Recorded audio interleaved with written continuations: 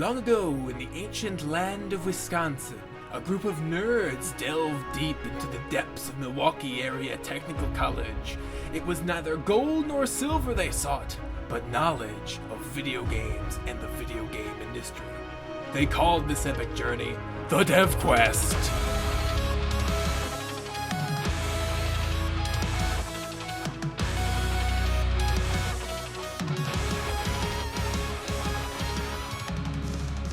Welcome to the Dev Quest, podcast where we talk about video games and the video game industry. I'm your host, John Harwood, and I'm joined by my co-host, Jason Wisniewski. And we have a guest today, Ryan Snellgrove. Yep, Ryan Snellgrove. Hey, I'm back, baby. Yep. All right, Jason, what were you talking about? I was just talking with somebody online yesterday about Metroid and how Nintendo has basically given up on the franchise and how kind of toxic the fan base has gotten because of it. So I'm a diehard Metroid fan, and I'm really upset about it for numerous reasons. But I like to think I'm at least a little more reasonable than others I've seen. Because like 5 years ago, Metroid Other M came out, and it was a huge disappointment in a bunch of aspects because the story was awful. It regressed Samus's character for no reason. The gameplay was okay, but some of the gameplay was bad in direct correlation to the story. And they just haven't done anything since. That was 5 years ago. So, question: I'm not a huge Metroid fan, so I've played some of them and like experienced like the mechanics of it, but like I'm not familiar with like the story.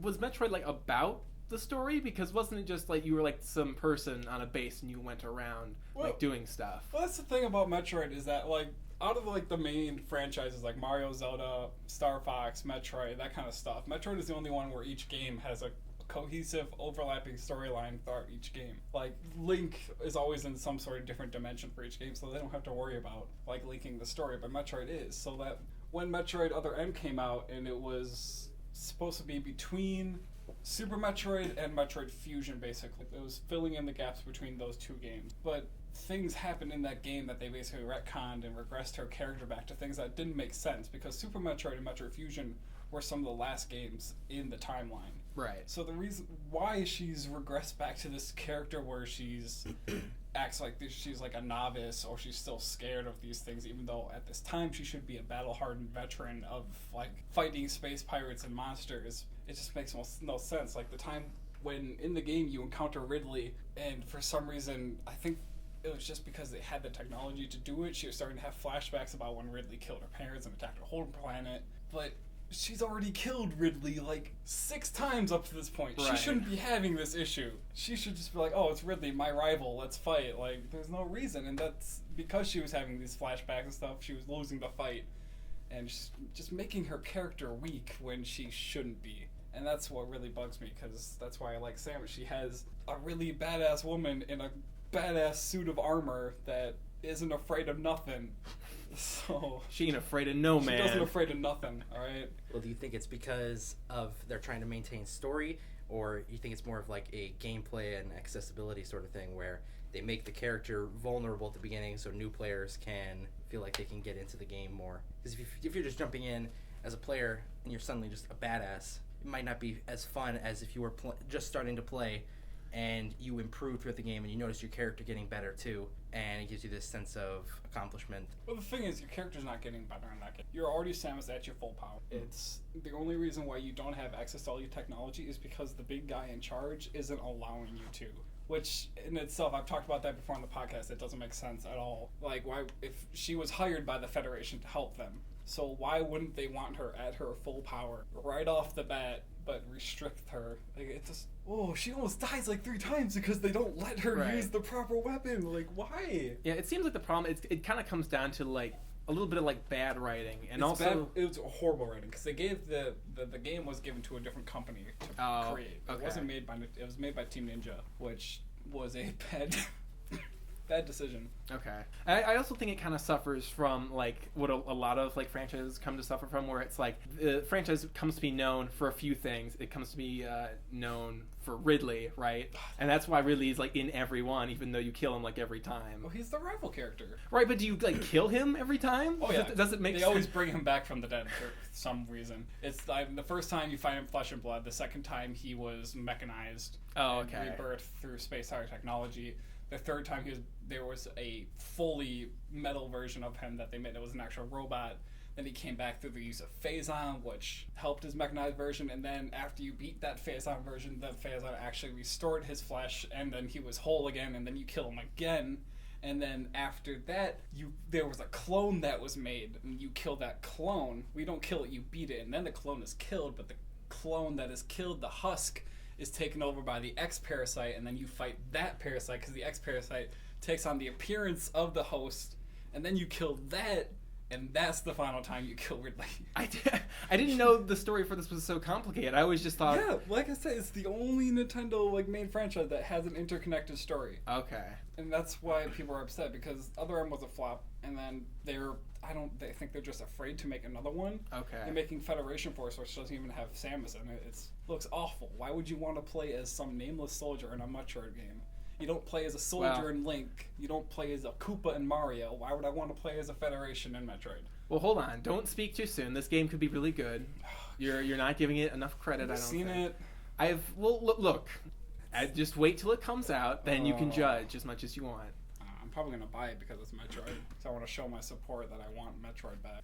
Well, maybe it's an issue of running out of content or, not being able to think of more story for the Metroid series. Well, then tell us that. Don't just leave us in the dark. Why would they tell you that, though? We're in an age where communication is key. They could tell us that. I don't think that's really the reason. I think it's just that it's either because they feel it's not maybe that they're not creative enough. I think it may be because they're restricted to just redoing the same thing, and maybe they're just kind of bored of having to do that. And so, I mean, the solution is that you just do something different. But I feel like Nintendo kind of has this thing where it just kind of tries to, as far as story goes, it tries to stick to kind of just what it knows, and I think that might be kind of the problem. Yeah, there's no innovation. At least as far as story goes, I think Nintendo isn't grading stories. Well, yeah, I mean, you don't play one of the stories. yeah, but it's gameplay. That's what they're good at is basically making games that people recognize and are familiar with. Yeah. That's sort of, I think, Nintendo's priority is making something that's familiar. And if they changed up Metroid too much, I think they feel that they would lose a lot of their core audience for They've that. already changed it a lot. I mean, gameplay evolved over the years, obviously, but it was their biggest success in terms of story. But now they've taken Sam, really given her a 180 since Other M came out. In Smash, oof. Zero Suit Samus makes me furious because of her stupid jet high heels. It doesn't make sense. Samus is a battle-hardened veteran. She would know not to come into a death battle with high heels. Why but not they just do give her allow combat boots or something. They do allow her to jump super high, though. You could just give her boots and do that. They are very stylish too. But they're not practical, and she would know that. That's the problem. The point that Zero Suit Samus is even in that game doesn't make sense. You only play Zero Suit Samus in one game for a little bit amount of time because she had to. Her suit was destroyed. She doesn't do Zero Suit things voluntarily if she has to. But if we didn't have it, wasn't that was the thing in Smash Brothers Brawl, right? Was that that was the gimmick? Was that her suit was destroyed? She used up all the power and she had to recharge it. That made sense, but now it's just there. I mean, I don't like it, but we need it because right now Metroid only has 2 representations, and without Zero Suit, it would only be 1, and which is dumb to me because if Metroid only has 2, which is one of Nintendo's oldest franchises, and something like Kid Icarus has 3, which only has 2 games, what? Why? Well, wasn't the lead designer or something of Super Smash also the designer of Kid Icarus? Yeah, he is. So yeah. I think there's a little bias there. There could be, He did Icarus and Kirby. There could be a little favoritism, but there's more examples. I mean, Pikmin has the same amount of representation. It has 3 games as Metroid does. Well, Pikmin only has 1 character, though. Well, yeah, but it's 2 characters in one. It's Pikmin and Elf. Wow. The 2 characters that Metroid are the same character. Well, no, but they play differently, but they're the same character. Well, there's only one, the Olimar character. You can be either Alph or Olimar, right? And then it's only one character, but it's still multiple representation from the genre.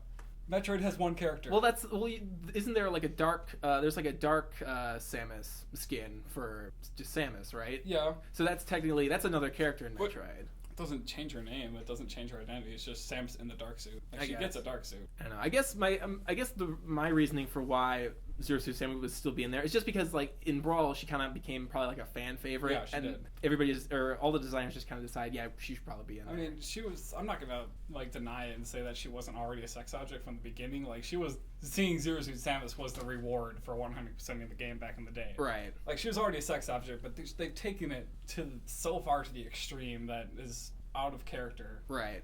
and it's just really bothers me. Okay. Because Samus is a character that I love, and seeing her just twisted and mutilated is just like, Into come on, something man, hot, come on, though. Power suit. Why would, if you have a full battle armor power suit equipped with weapons and missiles, why would you ever fight without it? Necessity. Like Guess in you the got me game where there. You said you lost your suit. Yeah, one time in one game, Who's to say and that then wouldn't she had happen to. again? Yes, she could hold her own. She was perfectly capable of it, but Look, every Smash other Brothers. example says that she wouldn't. She uses the power suit. Smash Brothers is not like a canon thing, though. Oh, no, it's supposed to not, be like a but you know it's a dream representation match. of the characters. All right. Yeah. So I guess the conclusion of this is that Jason is just pissed in general I about am. Metroid. I'm very mad.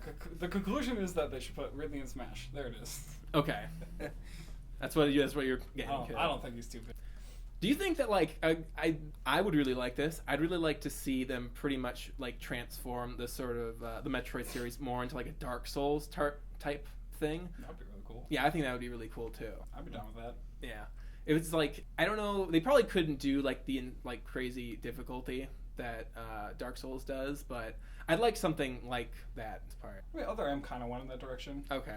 With the way the viewpoints and there was like execution moves. Like I said, I don't think Other M was bad as a gameplay standpoint. It was fun. Okay. Some of the ideas didn't really hit home, but as a whole, in that perspective, it wasn't bad. Okay. It was mostly story that killed it. So I've never played a 3D Metroid game. What do you? Is it? First-person shooter. It's a first-person shooter. Yeah, Okay. you see, you're looking through a visor, you see your little blaster in the corner. Okay, I They're see. fun. Like the Prime series was really good. Okay. For like Game Boy and went into Wii. Cool. All right. That's my rant. What else do we want to talk about? Vendetta. Oh, Metroid. I miss We wanted to talk about. Oh yeah, what are your guys' favorite licensed games? Just curious. Well, I mean, new releases. I really like Star Wars Battlefront. Okay. I played 1 and 2 back in the day, and the nostalgia when they first came out with the beta for Battlefront, the nostalgia playing that game real. Hearing all the blaster shots. Plus, I love the Star Wars universe, so hearing all the blasters and the authentic noises Yeah. and music was amazing. Okay. Yeah, Star Wars is kind of weird. It's so like I don't know. It's so like iconic in so many ways because like the music is so iconic Yeah. and the imagery is so iconic. Yeah. What about you, Jason? probably Transformers. Okay. They especially of late they've made really good games with like Fall of Cybertron and whatnot, and the new Platinum game. That I think it's funny because Transformers the show started off just to promote the toys, and now the video games are A, nostalgia factor, and B, kind of show off you like to promote the TV shows that are still. So it's kind of come full circle. Okay. But they're really cool because I love Star Wars. I love mech things. So That's cool. What's a platform? Console? the so are Fall you- of Cybertron stuff was on 360 and PS3, I think. Okay. They were like first-person shooter games that had some pretty decent like online play. The story was fun. It was like a really kind of darker version of it, where the new Platinum one is like a third-person beat 'em up, Yeah. So where it's really bright colors, it's really flashy, it's in the style of the original TV show, so it's really good. It's That's really cool. short though. Okay. I'd say that probably my favorite licensed game is probably Batman Batman. for NES. For NES? Yeah, for NES. Oh, It's wow. That's a I pull. I've played I played Arkham, I think Asylum, which was the first like Rocksteady Batman Yeah. game. I thought it was all right. I didn't finish it though. I didn't think it was anything particularly impressive. You don't need to finish that game. Okay. play it up till the final fight and you're good. Okay. You won't be disappointed. All right. Well, I didn't even play like that far, really. Yeah. But I've had the Batman game. It's just called Batman, by the way, and it was a game made specifically to promote the The animated TV show? no, the Jack Nicholson like movie. Oh, ooh. And you'd think that it'd be like absolutely terrible, It's but You would actually it's really good. It's probably one of my favorite NES games. Huh. It's got really awesome music, and like it's probably one of the more graphically impressive NES games. And I mean, if it's based on a real life, Yeah. live action, I should say. Well, it's not. It doesn't look like live action really, but it's just like I read an article that was like it talked about how it uses black as a primary part of the color palette, and that allows them to use black like didn't count towards like the 16 color limit, and so they were able to use like one more color. That's Making clever. it. Yeah. And so Yeah, that's probably my favorite. And it's just, I don't know. It's just not really cool. Yeah. So you never finished Asylum? No, I never finished Asylum. I did finish that game, and I did finish just Batman by Sunsoft. Have you seen the final boss of Asylum? I've not. It's bad. Is it?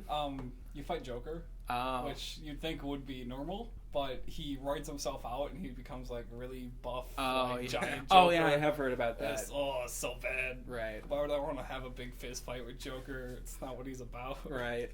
Oh, it's so bad. That's why he dies in the other ones, because he poisoned himself. Wow. All right. So we want to talk about Star Wars Battlefront too, right? Sure. Just in general. Well, Have you played the new one? I played the beta of it, Oh yeah. but I have not had the chance to purchase the new one. So I think my roommate got it. I haven't seen him play it. Word is on the internet and for a couple of certain friends. Classic AAA game. It's pretty buggy and gross. I feel like that's the thing with a lot of these large open area sort of shooters, like with so much going on too. Mm-hmm. Like they have all these different vehicles and players going on. I feel like it's an inevitability. But when I was playing the beta, despite the bugs, it was still one of the most fun experiences I've ever had. Yeah. Okay. Especially if you're into them. Yeah. Yeah. Like the bugs, there was no game-breaking bugs. Like there were some maybe graphical glitches or funny things that would happen, but most of it was even though they were bugs, they sometimes enhanced the experience because they're funny. Yeah. Yeah. I do want to play it. I want to play as both. Yeah. So in the beta, did they just have? I've seen that they have Luke Skywalker and Darth Vader. Yep. Is that all they have? Those are the only heroes they had in the beta. Okay. So yeah, one of the levels you played on was Hoth. Right. Yeah. And you were doing basically the AT-AT assault, and so you were either stormtroopers or rebels, and so basically just stormtroopers assaulting the Hoth base. Mm-hmm. And the way to get heroes is just to pick them up. They're like a little, I guess, pickup item that you find on the battlefield. There's just like a tiny little like spinning picture of like Luke Skywalker's face on the ground, and you gotta. One of them is like the rebel symbol, and one of them is the Imperial symbol. Okay, I see. So it's a lot different from the previous games, because the previous games, it depends on what game mode you were playing, but you could either, after earning so many points, you would get the option to play as a hero, or it would otherwise be applied randomly. Right. I've seen some examples in that game how unfair the power balancing is in that game with the heroes. Because one example, like where the guy got Darth Vader and the other girl got Princess Leia. Like, what are you gonna do? Like, Darth Vader just walked up to her and just trapped her in a corner. What is Princess Leia with her little blaster gonna do? She couldn't do anything. She got destroyed. The only reason that Boba Fett could beat a lightsaber user is because he could fly around. Like, Leia can't do that. Right. Like, Yeah, I remember Leia being in the other games. Like, wait, what does she do exactly? Yeah, right. Because she She's just doesn't a use black pew, pew, pew. she doesn't use the Force. I think a lot of it has to do with tactics. Like Leia is she's the leader of the rebellion. Right. So she is kind of meant to stay with rebels. She's not a lone wolf, Yeah. kind of like the Jedi are and the okay. Sith. So I think having Leia compared to the Jedi and Sith is kind of unfair because she serves a completely different purpose. what does that reflect in the game? Yeah, like what Does she just get strength in numbers, but does she actually have mechanics that allow She her has to... extra abilities. I don't know exactly what they are. I think one of them is like a sort of dodge or kind of a dodge sort of ability, Okay. but I don't know exactly what they are. I mean, it seems like the Darth Vader could just chop through the regular rebels. But yeah. Also, are we talking about Star Wars Battlefront 1 or 2? 2. Okay. That's the example. Oh, you're talking about I see. That's the example I gave with. Well, yeah, in the Battlefront new game. 2, it was completely unbalanced. Yeah, like what's she gonna do? But yeah, with the latest game, I feel it's a little better. Okay, cool. So what do you guys think of the this is kind of not like related to gaming at all, but what do you guys think of the like long like cross guard saber and its sort of design? I like it. I really like it too. Okay, so It makes sense. People complain because it doesn't make sense, but it does, because the reason that Luke Skywalker lost his hand is because he slid the lightsaber down the blade and chopped his hand off. If you have that hilt, it's not going to happen. Yeah, but one of the things though, one of the flaws with that is you can actually see in the trailer they have the normal lightsaber and then the hilt's coming off. Yeah. There's a little metal part that sticks out. Yeah, that the lightsaber comes out of in the hilt. yeah, that was my problem with it. Is that's not so that's just a hazard to you at that point because Yeah, we've already seen like lightsabers being cut in half with like Darth Maul and whatnot, and so what's to stop someone from sliding it down anyways and cutting it right at the bottom of the hilt there. Yeah, Well, yeah. I assume that those metal parts are just funnels. Like the light's coming out of the main shaft, and that it's these tubes that are coming out the shaft are just redirecting the light through it, so that like even if they do, they could cut through the metal, but the blade's still going to be there to stop it. Well, like, I don't know. Why? I guess you could argue maybe that the metal is just there for like safety of the user. But like, I don't know if it's true. If it's true that the like little like mini crossguard saber part of the lightsaber, it just go all the way to it, to the base of it, then I guess that's fine. But my problem with it is that if you are just having a fight and then just somebody brings their saber down and cuts the whole like guard off, that kind of defeats the whole point of having a guard. That's the thing. The metal is just a funnel. There's still light, so the light's going through here, and Okay. the light's getting redirected out there. The metal is just there so that you can't slide your hand up and chop your fingers off. Okay, I see. At least that's what So I assume. that makes more sense. The thing is, I wanted that explanation. I wanted to watch the movie, and I wanted the explanation for that to be that there was like a particular metal that couldn't be cut by lightsabers, and now that sort of opens up like a whole new possibility for like what you can do with weapons and stuff. That'd be cool. Make armor with that. Yeah, like maybe that could be like like a whole, how could you stop them? yeah, like maybe that could be like a whole Sith thing, is that they just have like a whole like suit of armor made of that stuff. Cool. And I just like how it's got like the a long sword like knight motif to it, because that's the style that I like. Yeah. I like his outfit. What do you think of the theory that Luke could potentially be the Sith because he wasn't portrayed on the movie poster? Ooh, I saw that. Well, doesn't that kind of defeat the whole point of the? I feel like that kind of defeats the whole point of the previous movies, though, doesn't it? Well, I mean, I've read some articles on it, and some of the points that were made about it was that Luke did turn to the dark side at the end of those movies because, but basically he does give it, because when he's training with Yoda, Yoda tells him, if you leave now, you will lose to Vader. You will give in to him without the proper training. And Luke does leave, and that's one of the points made also is when he sees Vader in the swamp as a vision, he's not seeing his father, he's seeing himself. Yeah. Because he has always wanted to be like his father. Oh, okay. And so one of the theories is that at the end he does give into the dark side by giving in to fear and then hatred and whatnot. And that's why people believe that he could be the Sith in this new movie. Okay. I can see why somebody would think that, but like, I don't know, that just kind of coming after, or I don't really see that happening coming off of Return of the Jedi. It just doesn't seem like Luke is going to go that way, because like, he won. Why would he become evil after, conquering the dark side? It's true. I guess one of the things I read, though, was that the ending of that movie was not the originally intended ending. Oh, okay. And the one that they had originally written out was that it wasn't a all happy celebration for Luke. It was him kind of wondering what he was going to do, and the end scene was supposed to be him walking off into the sunset, leaving Leia and Han behind to go on and do his own thing. Just imagine that, like him walking to the sunset with like the Hulk music playing. Like, this sad Hulk movie.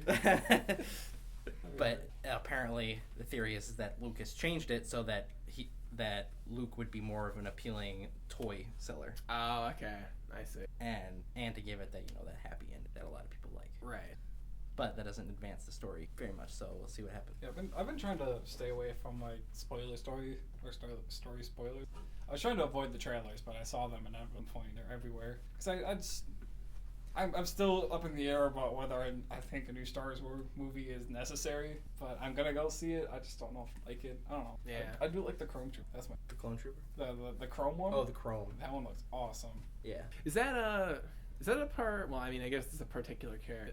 Yeah, it's a character. It's I heard that there was like some controversy that like there was like a female stormtrooper or something like that, the and like Chrome Trooper is the female. Yeah. okay, and I heard that people were complaining that the armor wasn't like sexy or something like that. So you can't really tell that it's a girl under the armor, and the company, the Star Wars company, whatever that runs their Facebook is like, it's a girl in armor. You don't need to know that it's a girl under there. Right. Yeah, I don't think that's why armor is designed. Yeah, right. Shoot that down. I think it's all. She looks great. Apparently, it's that actor from Game of Thrones that she's that knight that pledges her Brienne of Tarth? Brienne of Tarth. Yeah. What's her? I forgot what her name is, but I that- know who you're talking that about. It is that actress. Okay, that's. So. Oh yeah, you're right. I did hear about her being in that. Okay. I think they've shown her in the trailers without the armor on. Okay. I think so. We know that the Chrome Troop is a girl, and they've shown a girl in the trailers. I don't know if they're the same character or not. It's not the same character. It's not? Okay. There is a girl who. Yeah, she's one of the main cast. Yeah, No. but they never took off the Chrome Trooper's helmet. Okay. Yeah. Okay. That's interesting. Yeah, I was hoping that the Chrome Trooper was like Boba Fett, who somehow got out of like the Sarlacc pit, Yeah. has risen through the ranks of the Wait. Empire. Wait, the Chrome Trooper just takes off his helmet, and there's another Yes, helmet. just the Boba Fett helmet.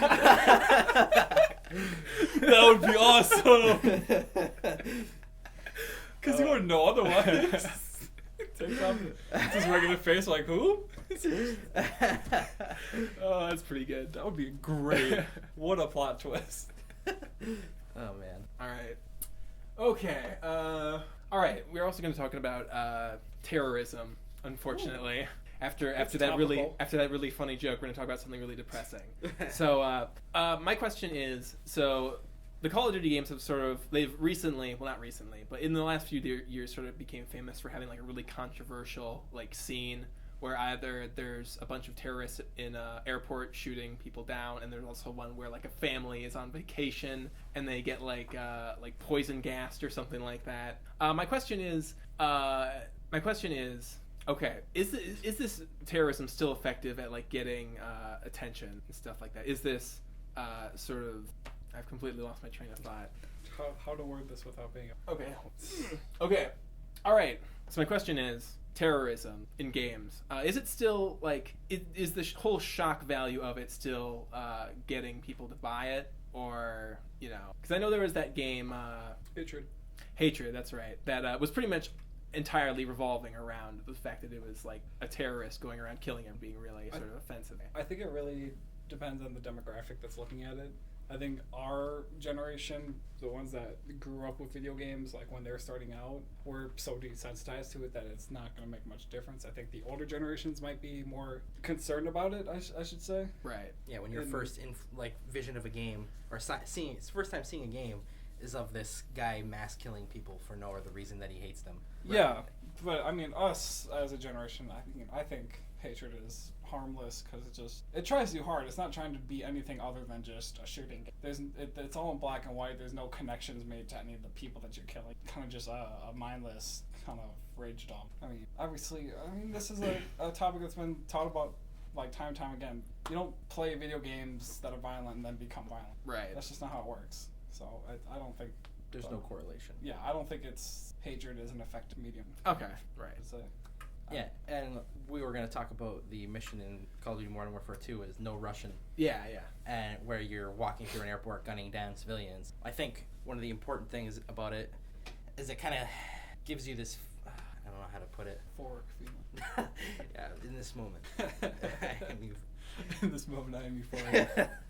I don't know, it just makes you experience this terror that this character you've been playing as throughout the game Right. basically commits these atrocities, and it kind of makes you realize the lack of a better word, badness of it. Yeah. Horror of it. And I think that's what makes the distinction is like you've been playing as like made connections with that character, you know who that is, and then all of a sudden you're doing this terrible thing. Yeah. Or in Hatred, you don't that's just some guy.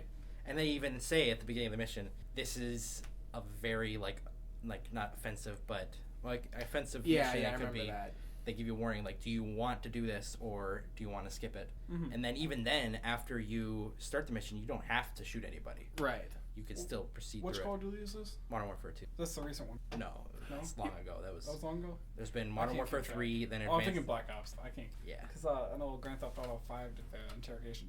Yeah. Oh yeah, that's right. Yeah. I remember that was. That was brutal. That was the Yeah, it first was pretty time. brutal, but then they gave you the option not to do it, right? No, I'm pretty sure you had to do it for the really? mission. I think you could choose the type of torture. So like if you wanted to like Oh. They had- waterboard him, or if you wanted to like pop his kneecaps or something, you could do that. Yeah, they too. give you like a bat and like electric things, jumpers, Mhm. Yeah. jumper cables, and I think maybe even like gasoline and nail clippers or pliers. Yeah, because you posted. Yeah. I remember nobody ever talked about that. I feel like I remember I got talked about for sure. I've seen a couple articles on it. Some people I watch on YouTube have talked about it and whatnot. Okay, because I feel like that should have gotten like a bigger response. Because I remember playing that and just being like, "Oh man, everybody's gonna be talking about this," and then there weren't actually that many people talking about it. So I was just like, "Oh wait, is this?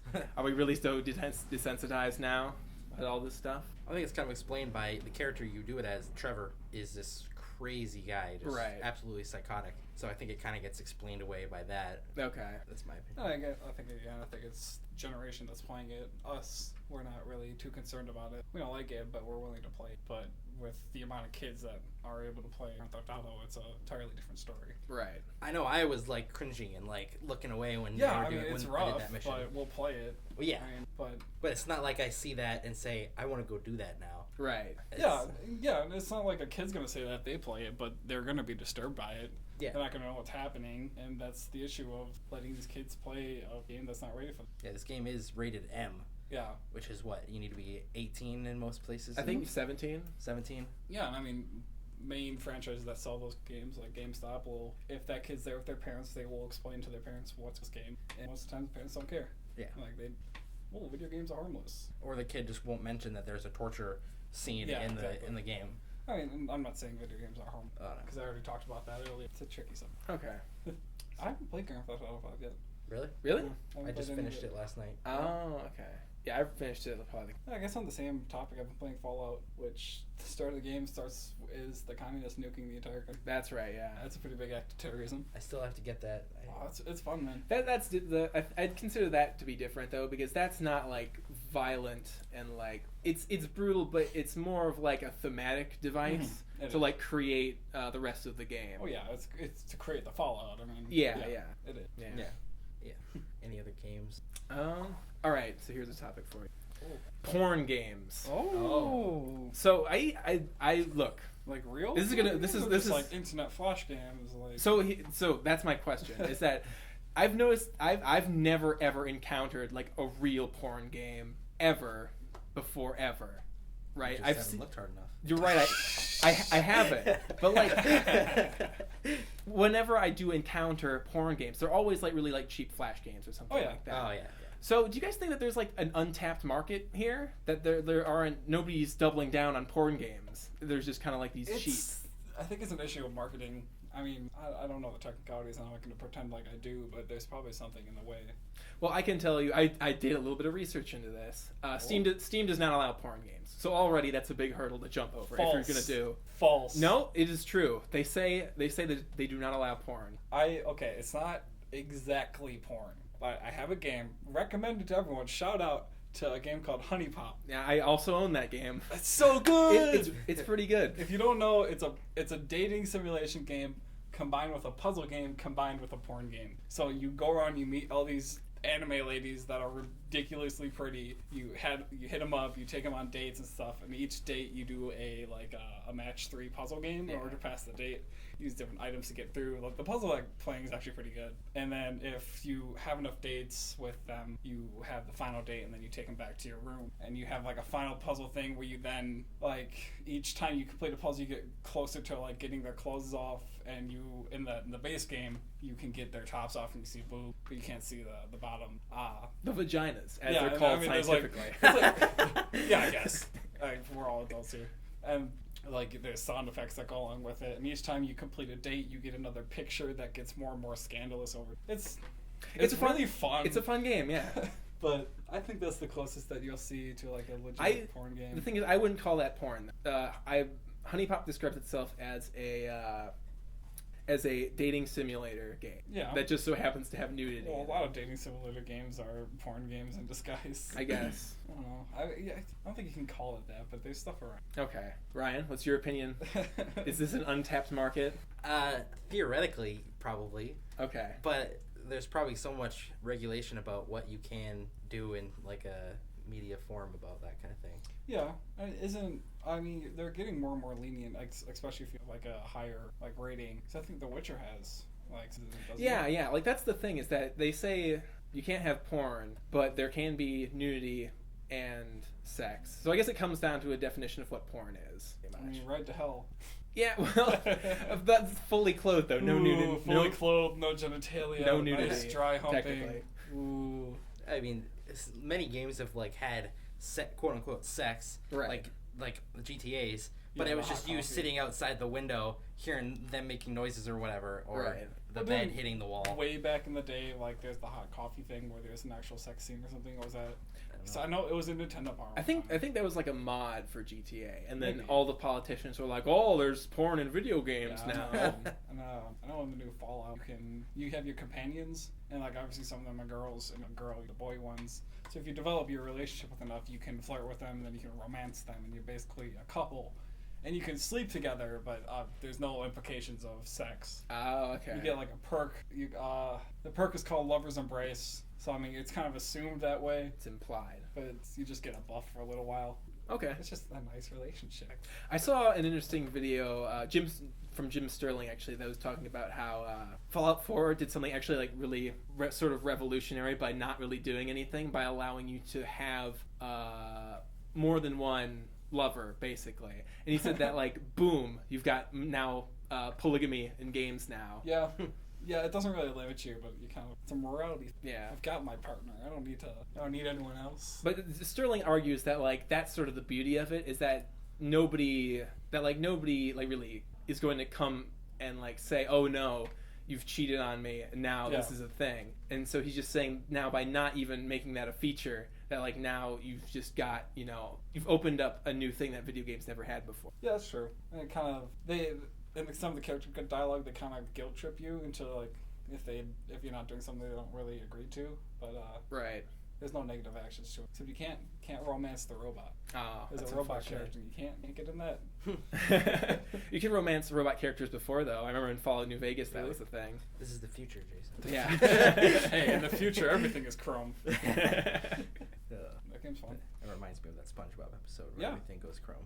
Yeah. That's when something pops up out of the chrome. Yeah. And it's chrome, It's and they like- go spray it. Future. Photosynthesis. That was a different episode. Oh, was it? Yeah. It's like SpongeBob was a robot. It's sad that my memory of SpongeBob is fading. How could you forget, man? How could you I forget? just watched the SpongeBob movie the other day. It's on Which Netflix now. one? The good Yeah. one or the bad one? Yes. The old one is debatably terrible, so Is it debatably terrible? I don't really like it that much. But I it's really got, like it's got the its new one. moments. Did I you haven't really seen like the new one? I really I like heard it. the new one is just an acid trip. I was watching it and just cracking up. Really? Wow. Okay, I didn't like the new one at all, actually. I prefer the old one. Okay, I liked the old one too, but Okay. I haven't seen the new one, so based on it's worth it.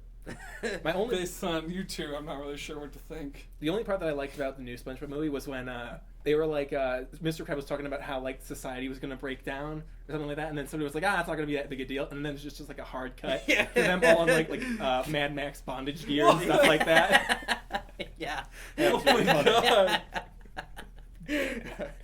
That sounds awesome. And they're just suddenly okay with it, and Yeah, it's yeah. great. I like how Mr. Krabs, from what I've seen in the trailer, becomes a robot.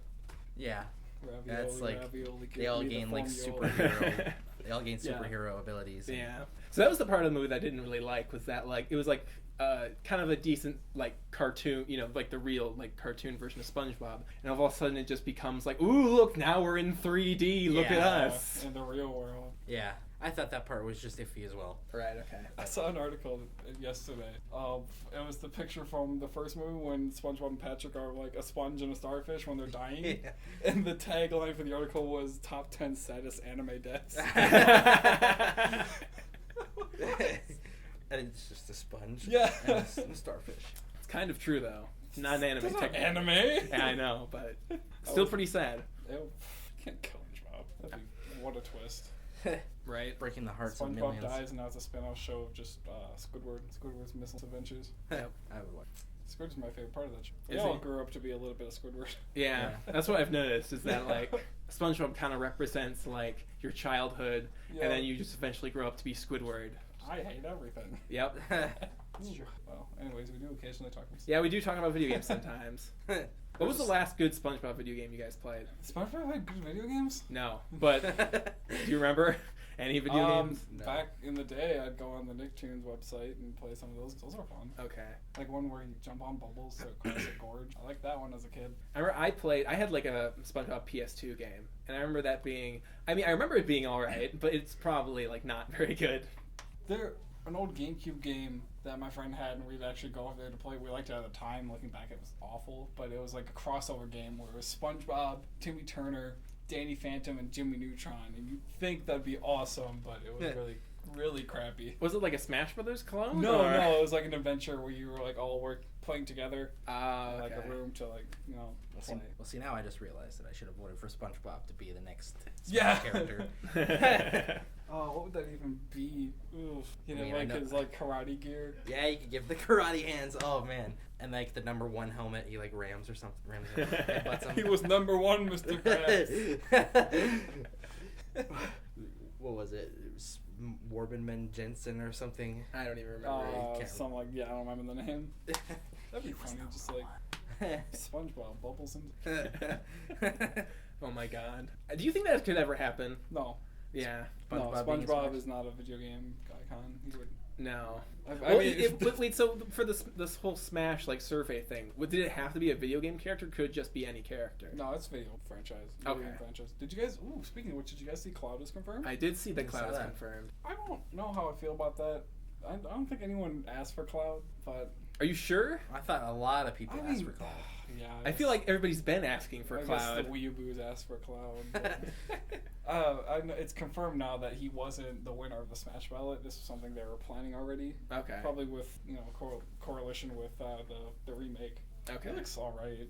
He just looks like Ike to me with like Yeah. a projectile. That's exactly what I noticed when you were watching the Yeah. trailer. He's just Is Ike. that all his moves were nearly exactly the same as Ike, Right. just with a few twists here and there. I mean, he's got the limit system, which is confusing, but it looks cool. I like his different costume. Yeah. I initially thought that they gave him a different moveset. I've watched the trailer coverage, but December we're getting another Smash thing, Sweet. which is gonna probably be the announcements of the winners. Okay. Which that's what everyone's hoping. I'm hoping for like 3 or 4 more characters. Yeah. They did 3 last time.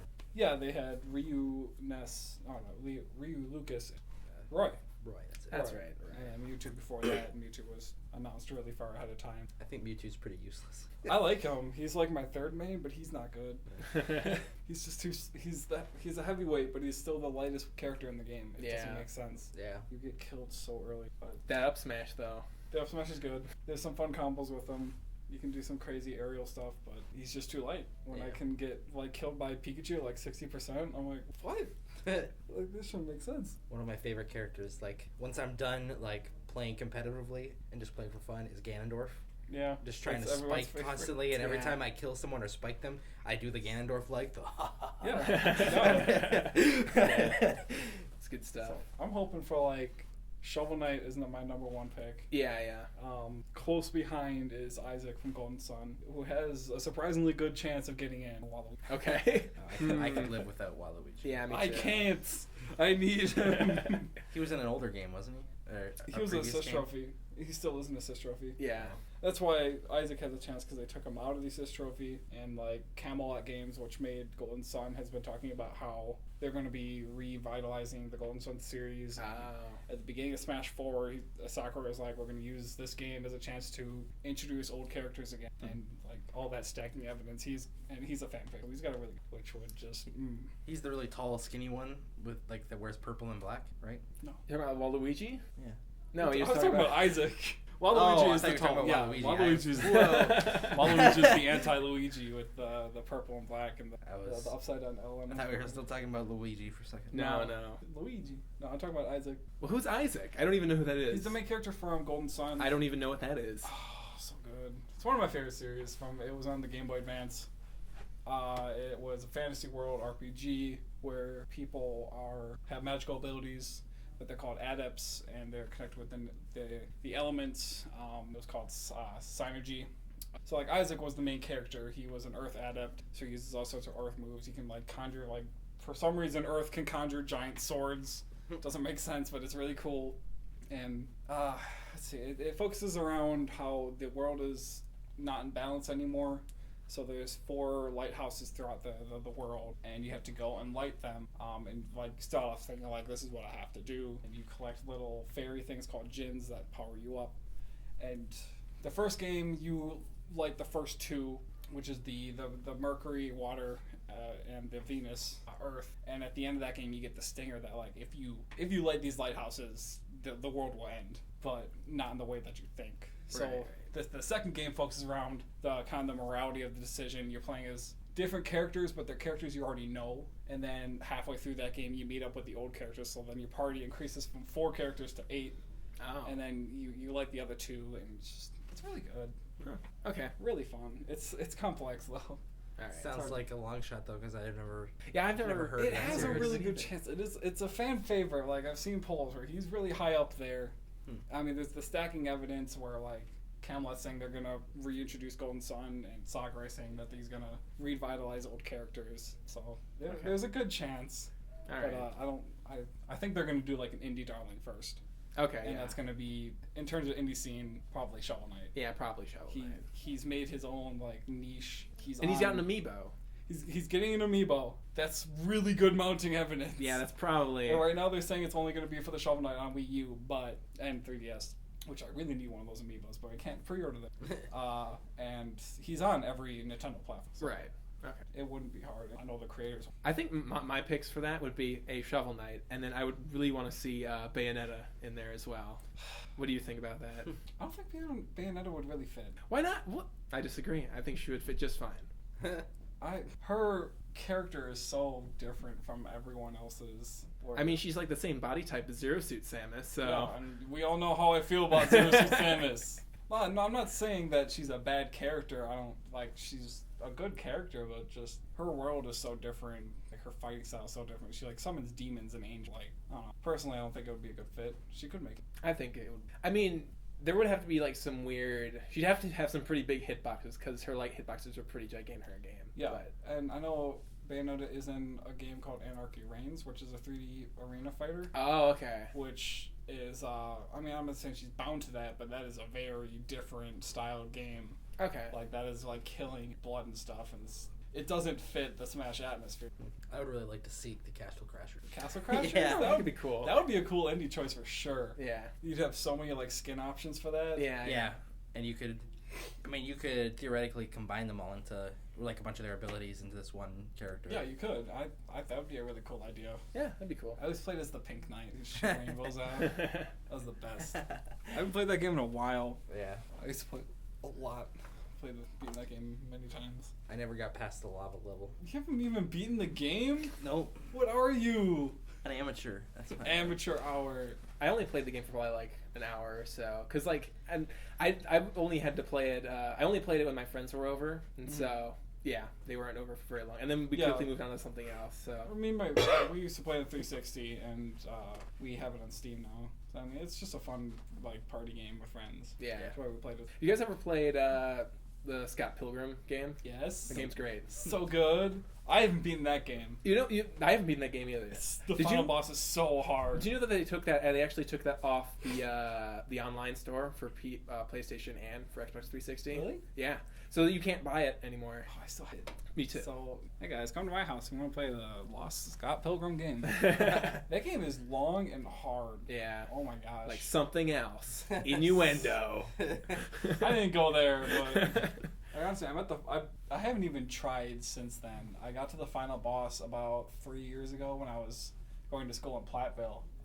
And I was working on it for like a day and I couldn't beat it. And I haven't tried since. It's so hard. But that was a really fun game. I always play as Kim because Kim is the cutest. Oh, yeah. Kim's pretty good. I have that movie, too. Yeah. Good movie. I went through a huge phase where I was just in love with that movie. Oh, yeah. In the game. I think we all did. Like, did you, Ryan? I never saw the movie. People that like the series were really obsessed about it for a while. I've never read the comics, though, so. I've been trying to get my hands on it. My friend had all the volumes and was selling them for like $10. And I tried to contact him about it. Got back. So, what a jerk. All right, guys, we kind of got to wrap up here. Oh, no. All right, well, do you guys have anything to plug or anything? Any final thoughts? Buy Honey Pop. Buy Honey Pop. If you like boobs. If you like boobs. I don't know. All right. All right, you can follow me on Facebook, Instagram, and Twitter at John Harwood Dev, and then also buy my game Demon Hearts on Steam for PC Mac /Linux. Oh, that kind of plug, huh? Yeah, that kind of plug. Oh, look up Podgunner by Digital Air. It's a game I'm working on with the company. Yeah, man, shameless plugs. Shameless. You know what they should do for Smash? We'll pick a character from Demon Hearts, put it into Smash. Sure, let's do it. Sure. Nintendo, call me. Vote for Castle Crashers for... Oh, the vote's done, man. Oh, Vote's really? done. Yeah. Next time. Yeah. Next time. All right, we'll see you guys later. Bye.